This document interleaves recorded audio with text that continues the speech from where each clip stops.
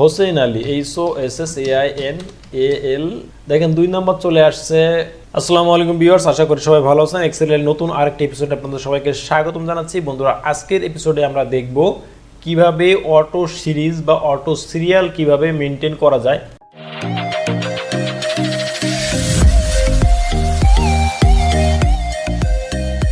আমরা প্রথমত কি করি, আমরা যখন কোনো সিরিয়াল নাম্বার যখন মেনটেন করি তখন আমরা এখানে 1 2 এরকম আমরা বসাই, অথবা এটিকে আমরা সিলেক্ট করার পরে ফিল হ্যান্ডেল দিয়ে আমরা এইভাবে ড্র্যাগ অ্যান্ড ড্রপ করে আমরা সিরিয়ালগুলো মেনটেন করি।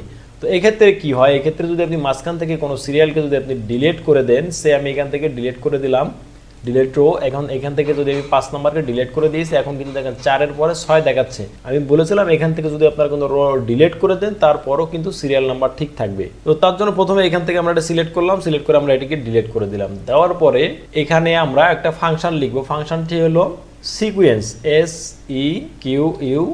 এই যে সিকোয়েন্স ফাংশনটি চলে আসছে, সিকোয়েন্স লিখলাম। লেখার পরে এখানে আমরা লিখব কাউন্টা ফর্মুলা, COUNTA।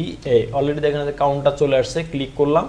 এখন আমরা রেফারেন্স দিব কোন জায়গায় আমরা লিখলে এখানে আমাদের সিরিয়াল নাম্বারটি এখানে আসবে। তো আমরা সি কলামের এখান থেকে আমরা এইভাবে রেফারেন্স নাম্বারটা দিয়ে দিলাম। এখন এখানে আপনার যতটুকু লাগবে ততটুকু আপনি দিয়ে দিবেন। আমি এখানে জাস্ট আপনাদের দেখানোর জন্য দিলাম C42 C17। এর ভিতরে যদি কোনো ডাটা আমি ইনপুট করি সাথে সাথে এখানে আমাকে সিরিয়াল নাম্বার মেনশন করবে। তো এখন আমি ইন্টার বাটনটি প্রেস করে দিলাম।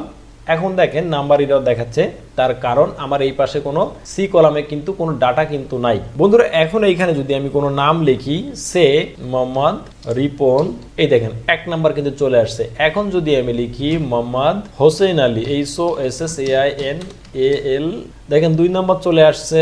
3 নম্বরে মনে করেন সোহেল, SOHEL, সোহেল। এই যে ইন্টারপ্রেস করলাম, দেখেন 3 নাম্বার চলে আসছে। রাজু, RAJU, রাজু, দেখেন 4 নাম্বার চলে আসছে।